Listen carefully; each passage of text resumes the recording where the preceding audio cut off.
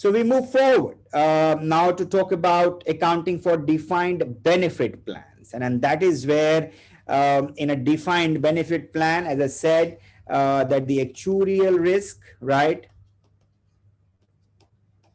and the investment risk is what is with the company, right? It's not with the employees, okay? And it's with the employer, and that is why they are being called defined benefit plan. In a way, the final payout which I need to do to an employee is linked to a formula, right? And it has to happen after a point in time, as a result of which there are number of assumptions or risk factors which are so-called unknowns, which are sitting with the company. And that is why we need to use a statistical model, right? Statistical model to determine the obligation for most of the defined benefit plans. And that is where we need to go to an actuary. We need to go to an actuary to get the valuations done. And that's the common practice, is what we see across companies. So for your gratuity evaluation, we need to engage with an actuary. For some type of leave encashment, we need to go to an actuary, in a way, depending upon the number of years for which one can carry it forward, right? Kind of stuff. So all of that, let's just try and understand more about how do we account, what's the recognition measurement, what are some of these assumptions, and of course we will also understand this with the help of a case study. So accounting for defined benefit plan is complex, yes, because why? Actuarial assumptions are required to measure the obligation and the expense assumptions, right? There is a possibility of recognizing actuarial gains and losses. And where do actuarial gains and losses go?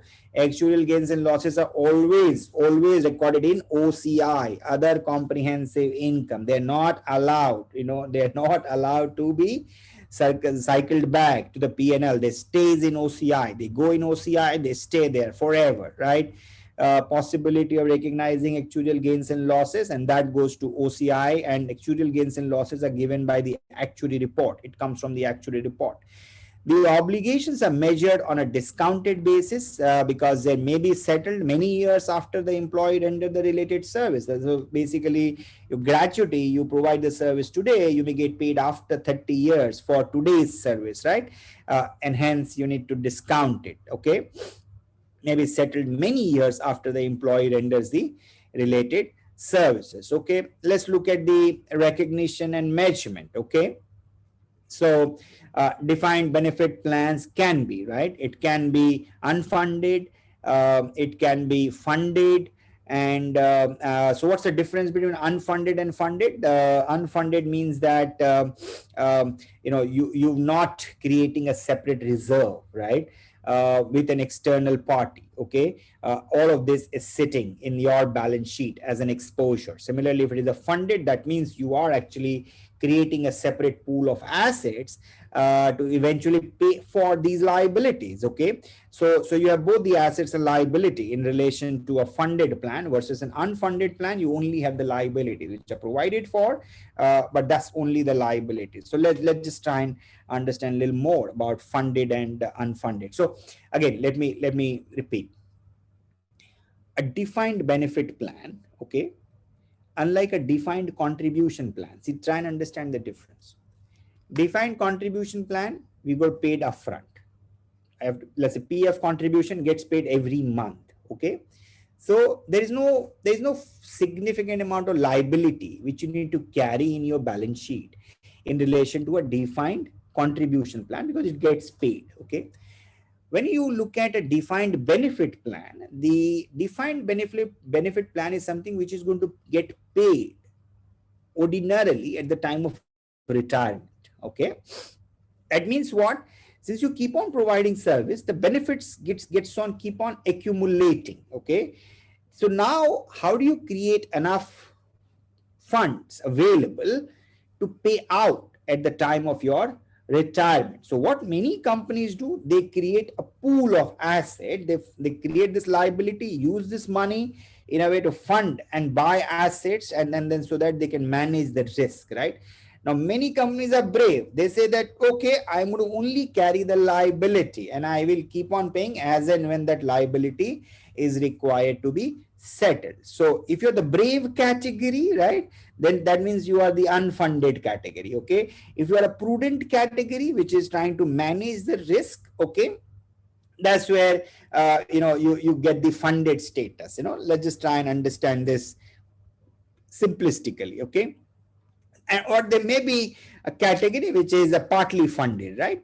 Maybe funded wholly or partly by contribution by an entity or an employee into an entity or fund, that is or an employee into an entity or fund that is legally separate from the reporting entity and from which the employee benefits are paid. The important part is legally separate. Why is that? Because if, let's say, tomorrow there's a bankruptcy of that company, and if there is no legal separation of this fund, right, then the creditors of that company will have also access to this asset as well. But if there is a legal separation, then creditors of the bankrupt company can't have access to the employees' fund. Then it will be paid to the employees, and that is why a lot of these funds are also sitting in the trust structure over which the employees do not have access, from that perspective.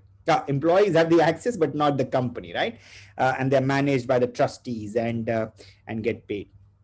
So the payment of funded benefits when they fall due, that depends on the financial position and the investment performance of the fund, entity ability to make good any shortfall in the fund assets, right? Therefore, in the entity and substance underwrite the entity and substance underwrites the actuarial and the investment risk associated with the plan. Hence, the expense recognized for a defined benefit plan is not necessarily the amount of contribution, which is I made for the period, because I'm also taking the actuarial risk and I'm also taking the investment risk, right?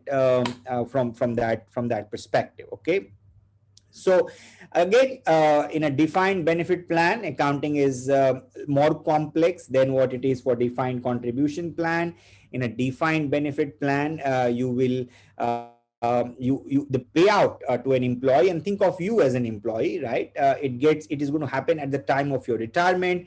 So your benefits keeps on accumulating. Since it's going to be paid after a point in time, there are several assumptions then which goes inside this to figure out how much I need to pay you, and then I need to discount it to the present value, and then how much I need to pay you are linked to several factors. The end game is the formula which is given in the law, but to get to that, in the intermediate period, there are lots of assumptions, and we will try and understand a lot of assumptions which goes into from an actuarial perspective, right, which you need to be aware of, right, for your concepts to be clear, right? So how do I determine this, the deficit or the surplus in a defined benefit plan? How do actuaries do it? They do a method called projected unit credit method. Projected unit credit method, right? In a way, everything in a way is boxed into each unit of account, right? And that's how you apply the statistical model, which is called projected unit credit method. You need to do discounting, and I also need to do fair value of plan assets.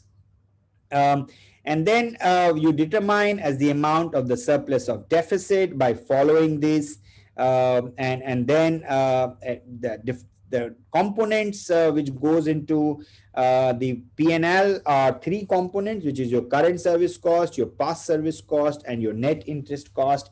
And then what goes into OCI is your actuarial gain or loss, that goes into OCI, and then the return on plan assets and the change in effect of asset ceiling, all of that. So there are multiple things right now. There are multiple things we are talking here, right?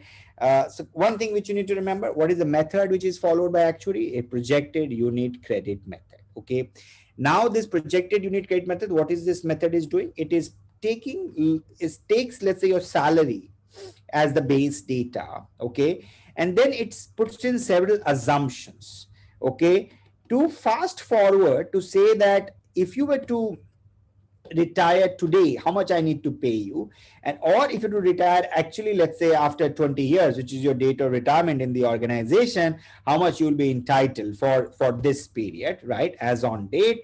And then it applies all the assumptions. We will talk about some of those actuarial assumptions, and then you apply an interest rate to discount that obligation to the present value. Okay, that's my, so you determine your projected benefit obligation, okay, which is what we call as PBO. In a projected unit credit method, you determine what we call as projected benefit obligation, and then you also discount it to the present value, right? That is what is called projected benefit obligation. And if it is a funded plan, right, or a funded defined benefit plan, you also have asset. Funded means you contributing to a fund, right, and that fund is investing into government securities or a bond market, or no, based on the permitted securities. There is a law around this which requires you to fund in specified set of securities, and then you got to determine the fair value of that as well. And if there is a deficit and all of that in a way gets captured here. And then the P&L components are these three, which is current service cost, past service cost, and your net interest cost. And we will of course understand this with the help of an example as well. Okay. From a balance sheet perspective, you need to recognize the net defined benefit liability or asset in the balance sheet. So when an entity has a surplus in a defined benefit plan, then you record that as an asset at the lower of net defined benefit asset at the lower of the surplus in the defined benefit, and if there is any asset ceiling, right, determined using the discount rate. So to say that you will only record this as an asset if that asset can be used against your future liabilities, right? So to say that I don't need to fund more, right? But if there is a ceiling, to say that if there is a benefit, that benefit will not accrue to the company but will accrue to the employees, right? Then that anyway is not yours money, right? So then you can't set it up as an asset from that perspective. Now, a net defined benefit asset may arise where a defined benefit plan has been overfunded, or in certain cases where actuarial gains are recognized, right? So it could be in two scenarios where you've contributed more, or if there is a actuarial gain, that could also be a possibility.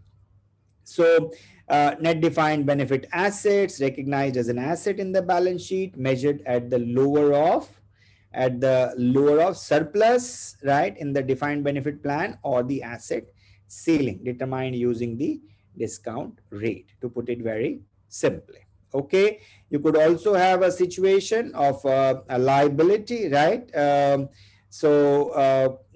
Present value of defined benefit obligation at the end of the period minus what I have contributed, which is fair value at the end of the reporting period of plan assets, if I have any plan assets, right? And that in a way becomes the asset or a liability subject to the ceiling, right? Subject to the ceiling. So defined present value of the defined benefit obligation minus the fair value of the plan asset, that is the defined benefit liability. And that if this defined benefit, if the amount is negative, then it can become an asset ceiling, which is to say how much is available. Asset ceiling is the present value of economic benefit available in the form of refund from the plan or reduction in future contribution to the plan, right? That's what I was trying to say, that what is your asset? Something which generate future economic benefit. How it can generate future economic benefit? For if it helps you to reduce your obligations. So if I've already kind of delivered more, right, or contributed more, the next year my liability will come down, and hence it's an asset. But if that excess which we have determined is not going to come back to me but will go to the employees, employee will get rewarded more, then that is why the asset ceiling test is important. And in many jurisdictions the laws are complex. Okay, the laws are complex around employee benefits. Okay, so we have to be careful here. Okay, So how do we look at the recognition in the statement of P&L? There are multiple things which goes into the P&L, and as I said, this is one of the biggest disclosures, which we would see in the footnotes. In the, of course, in the face of the P&L, this goes just as part of the employee cost. Okay. But there are different components of that retirement benefit, which is your current service cost plus your interest cost plus minus your interest income on plan asset, which is so the net interest cost, then your past service cost, and then you could have also curtailment or settlements, gain or loss, all of that, right? When and only when it is virtually certain that another party will reimburse some or all of the expenditure required to settle a defined benefit obligation, an entity shall recognize its right to reimbursement as a separate asset at fair value.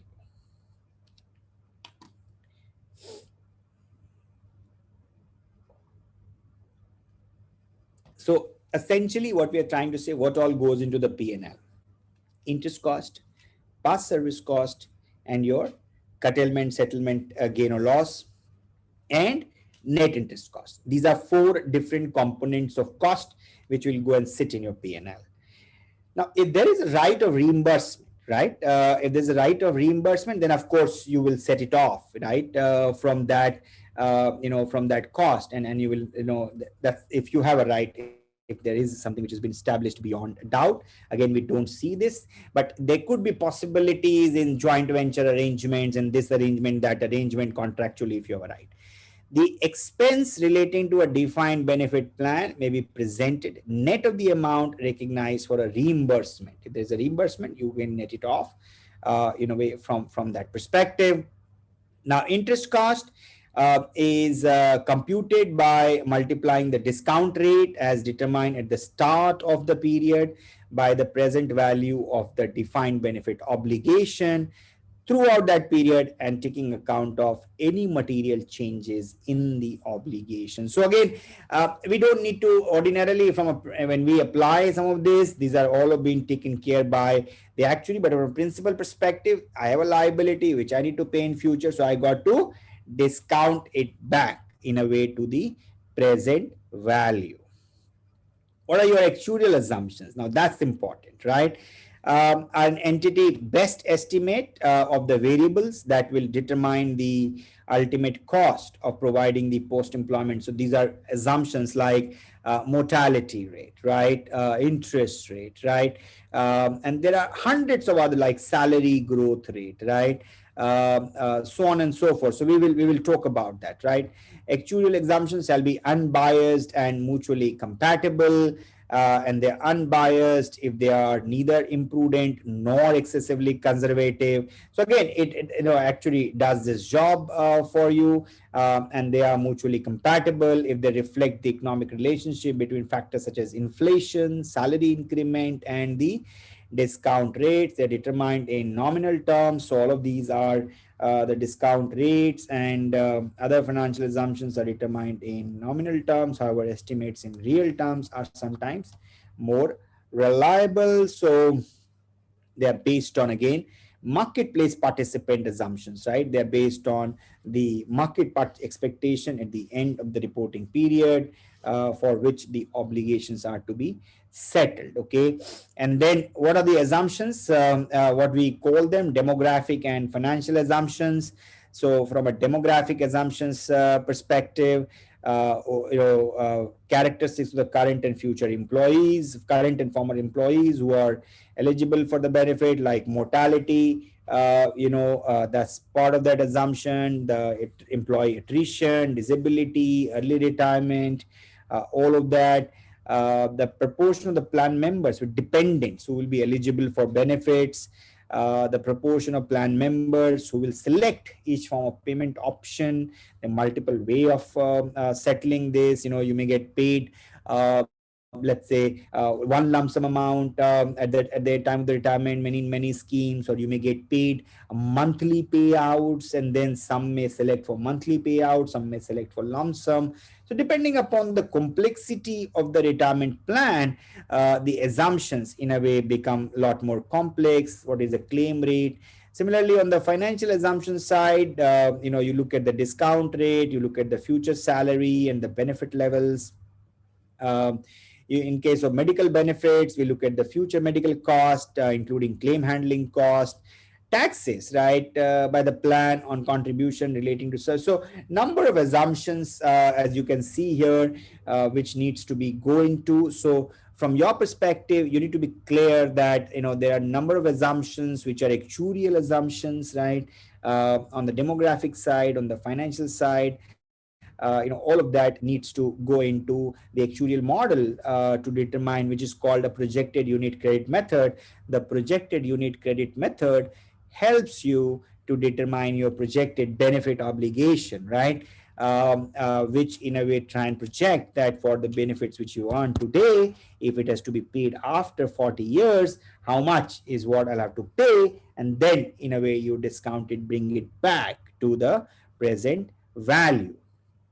um, in terms of mortality assumptions, right? With reference to best estimate of the mortality of plan members, both during and after the employment. Discount rate, reference to market yield on government bonds, right? At the end of the reporting period, you can also take high quality corporate bonds. So for the domestic companies, because we don't have a very deep enough corporate bond market in the in country in the India, we take the market yield on government bond rate for the similar maturity. So let's say based on the profile of your employees, your maturity is, let's say, 20-year, you take a 20-year government bond. If the maturity profile of your organization, that most of my employees are, let's say, 50 years age bracket, so that means you have 10 years left for retiral, so to say. So you take the 10-year bond paper. So depending upon your overall average age profile and the number of years which are left for retirement, you accordingly take the yields on government bonds for those papers. So in a declining interest rate environment, your liabilities will go up. Okay. But for otherwise, you take a high quality corporate bond. Then if no market exists for corporate bond, then again the standard provides you that you can take the market yield on the government bond of that country. And again, you also need to factor in the currency and the term of government bond, as I said, right? All of that. So if you have a liability in US dollar, then you will take the US dollar bond rates, right? If your liability in British pound, then you'll take British pound bond rates, discount rates. If you have liability in Indian rupees, then you will take, let's say in India, today, let's say the interest rate is close to 7%, for example, right? Whereas in US, the interest rate is close to 2%. In UK, it is close to 1.5 to 2%. So you will look at, again, discounting and all are jurisdiction specific, right? Or currency specific. Those are very, very important. It reflects the time value of money and not actuarial or investment risk from that perspective, right? Similarly, I mean, lots and lots of more information in relation to or assumption for salaries, benefits, and medical cost. Again, depending upon the type of the plan we are dealing with, estimated future salary increases, what all goes into the plan based on your constructive obligation, the effect of any limit on the employer's share of the cost of the future benefit, if there is any limit, that also gets factored in determination of your liability. If there are third party contributions, right, or employee contribution in a way which reduce the cost of the for the employer, and future changes in the level of any state benefits that affects the benefit payable after a defined base. So all in all, lots and lots of assumption. These assumptions have to correlate to the overall plan, correlate to the economic environment, and all of that needs to go into it. We don't need to unduly bother ourselves as to how an actuary works, but I think I would say that we need to be principally clear that how some of these assumptions work, right, in an actuarial model. So if the interest rate comes down, my liability goes up. If the salary growth grows up, my liability will go up. in a way from that perspective. If the attrition is high, my liability should come down, so on and so forth. So you got to apply a common sense to say scenarios or assumptions as a result of which my liability will go up or go down. That is what you should be very clear in terms of your understanding as to how the model actually works. And that is what I would encourage each one of you to figure that out, right? So as I said, look at any assumption and then say whether that assumption will increase in the value of the liability or will result into reduction in the value of the liability. If that results into increase in the value of the liability, that means my expense will go up. If it results into decrease in the value of the liability, that my expense will come down. And that is where we got to watch out for the value of this. I can tell you in one of the engagements I was doing, it was a very large defined benefit plan, and if you were to change the discount rate by 1%, right, one discount rate by 1%, the plan value was getting up and down by $10 million, 50-60 crores rupees, and that was a substantial amount, right, from that perspective. So you got to be very, very careful on the assumptions, because the integrity of the assumption is very important, right? And hence your understanding that how these assumptions operate and behave from determination of liability determination perspective and financial statement will give you clarity as to how these principles operate, right? What's the meaning of these actuarial gains and losses from that perspective. So contribution from employees, if there are, or third parties, that also you need to factor in depending upon the type of the plan. That will help you to again reduce your overall liability. Set out in the formal terms of the plan if they are, or they are discretionary. If they are discretionary, you can't, right?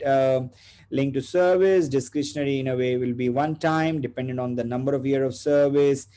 Independent of the number of year of service, reduce service cost by being attributed to period of service, reduce service cost in the period in which the related services is rendered.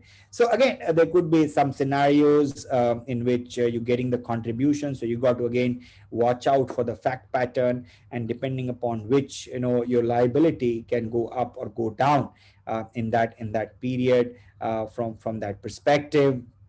So if it is linked to service, it also affects the remeasurement, and if it is discretionary, then you will only reduce service cost upon payment to the plan. I think that's very, very important. So discretionary, you don't adjust it till the time you're entitled for it, but if it is linked to service, if it is set out in the formal plan, then depending on the number of your service, you keep on adjusting it. Independent on the number of your service, then you reduce the service cost. If it is linked to service, it impacts the remeasurement, right, as set out in para 93 of IND-AS. IND-AS 19. Okay.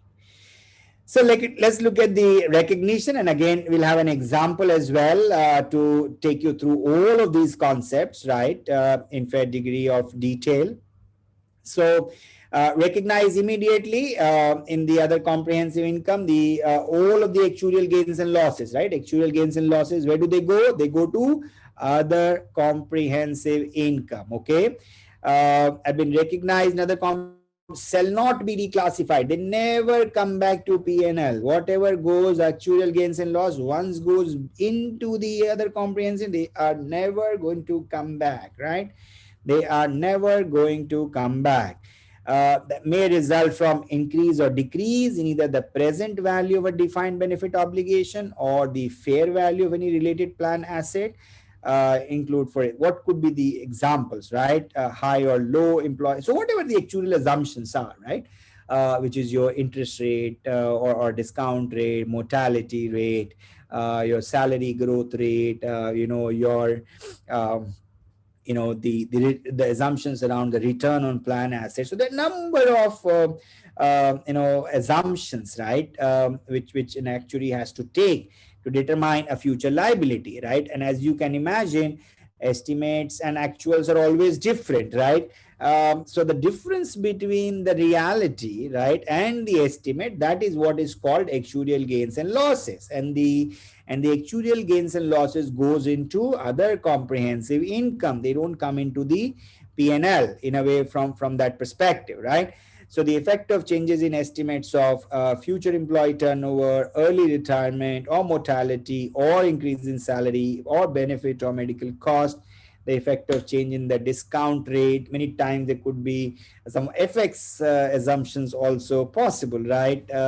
Difference between the actual return on plan assets and the expected return on plan asset. All of that are part of your actuarial gains and losses. And when you look at any actuarial report, the actuary will actually compute this and will give it to you. So you got to just challenge it in a way in terms of understanding the direction at which it is going, right? And then the actuarial gains and loss, they go and sit into, from an accounting perspective, into other comprehensive income.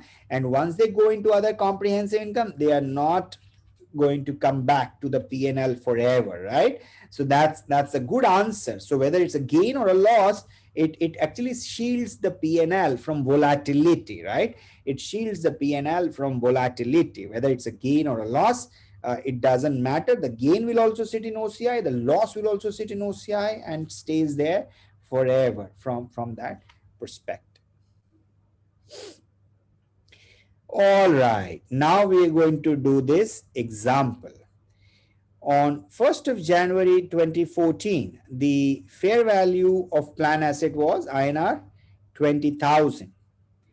The contribution towards the plan asset made on 31st of December 2014 is INR 6,000, right? The plan assets, okay? I made the contribution towards the plan asset on 31st December is 6,000. My fair value was how much? 20,000. I made more contribution, 6,000. Amount paid on 31st of December 2014 is INR 600. At 31st of December 2014, the fair value of the plan asset was 29,400. Actual return on plan asset is INR 4,000. Okay. All right. Yeah, so essentially, if you see this, I have an opening balance of 20,000, right? I did a contribution of 6,000, then I'm generating a return of 4,000, right? All of this become like 30,000, and then I'm done a withdrawal of 600, then it is like 29,400, right? That is how you deal with this. Okay. Now, there's a defined benefit obligation on 1st January 2014. Present value of the defined benefit obligation is INR 24,000. On 31st of December, it has gone up to 31,000. Actuarial loss on the obligation is 200. Current service cost is 5,000. Benefits paid is 600. Discount rate used to calculate the defined benefit liability is 10%. Now the question is, what is the amount of remeasurement to be recognized in other comprehensive income to be recognized as per the Ind AS 19? Further compute net interest on the net defined benefit liability or asset, as the case may be. All right, so we are going to look at the answer here on my remeasurement gain or loss, as well as which will go into other comprehensive income. Okay, and also compute net interest on the net defined benefit liability. There are significant amount of information which has been made available here. So let's just see how do we need to approach this whole problem statement. Okay, so when you look at my net defined benefit liability was 24,000, my opening plan asset was 20,000, my net defined benefit liability was, which is the so it is a funded plan, so to say. So my liability was 24,000. I funded it to the extent of 20,000. So my opening liability in my balance sheet was how much? 4,000. Okay. And my 10% is, so my interest expense is 400 at the rate of 10% on the opening liability. Okay, awesome. Now when I look at, I have an actual return on plan asset is how much? 4,000. I have a interest income on this 20,000, right? For 10%, which is 2,000. So my actual, I've generated more. I have generated more here, right? 2000 more. So I've actually generated 20% return on plan assets. So whereas my perceived return on plan asset was like 10%. So there's a remeasurement gain which is coming here. Net actuarial gain of INR 1800, right? Which is 2000 minus 200, which is 200 is the actuarial loss, okay, which is given in the problem statement. Would be, so 200 is the actuarial loss, okay, and this loss could be on the other assumptions like the salary growth rate assumptions or the mortality rate assumptions or this or that. But on the investment side, on the rate of return, I made a gain of 2000. So 2000 minus 200 would be recognized in other comprehensive income, okay, which is 10% is the have been taken to compute the net interest income. I hope in a way this is clear. So I have a net defined benefit liability at the beginning, and then I have in a way recorded a gain of 1800, right? 1800. Awesome. Let's talk about the past service cost. Okay, so what is the past service cost? If there is a change in the present value of the defined benefit obligation resulting from a plan amendment or curtailment, is known as past service cost. So essentially what we're trying to do here, right? So what is the past service cost? Let me give you a perspective. So let's say you are in employment for 5 years already, okay, and now there's sudden change in law, and the law says that, which is what we are all going through, right? Which is there's a law which is getting amended, right? The labor codes are now coming into force, and the labor codes are now saying that everybody needs to be paid gratuity, whether you complete 5 years of employment or not, for example. So now you are no longer entitled for gratuity, but suddenly now everybody is entitled for gratuity. Okay. So if, let's say, an organization had certain assumptions to say that 15% of my employee base will never meet 5 years, and hence I will never have to pay this. Now suddenly I have to pay this, right? So that's a past service cost. You're getting paid for the services which you have rendered in the previous period, right? So that's where we need to be careful about how do we need to determine the accounting, right?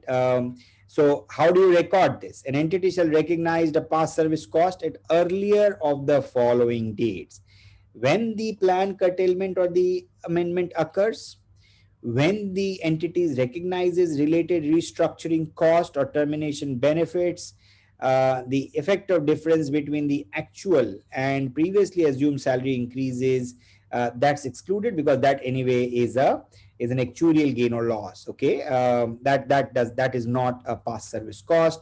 Underestimate and overestimate of discretionary pension increase when an entity has a constructive obligation, all of that.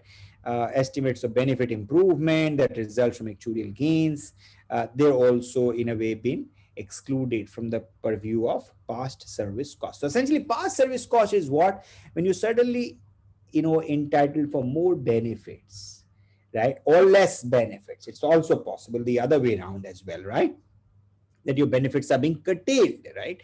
All of that are being then treated as a past service cost, okay, excluding any actuarial assumptions, any increase or decrease because of the actuarial assumptions, right? The increase in vested benefits when, in the absence of new or improved benefits, employees complete the vesting requirement. So if there are gains and losses, that is what needs to be recorded, right? If the settlement occurs when an entity enters into a transaction that eliminate all further legal or constructive obligation for part or all of the benefits provided under a defined benefit plan.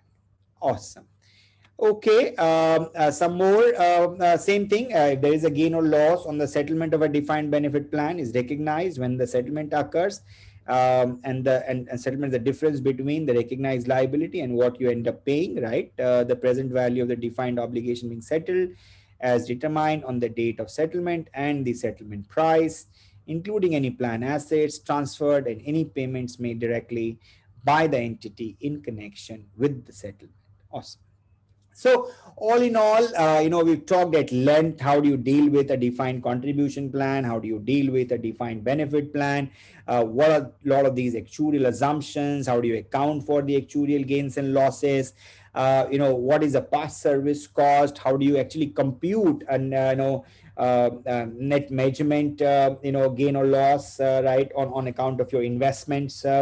All of that is what we've tried to explain, and we also try to understood with the help of few examples, right? So let's just quickly, in a way, summarize actuarial assumptions, a number of actuarial assumptions, and what's important for you to understand the direction that if you're going to increase it, how it's going to impact my liability. If you're going to decrease it, like a salary growth rate, if you're going to increase, then how it's going to impact your liability. The discount, it would decrease, how it's going to impact, and vice versa.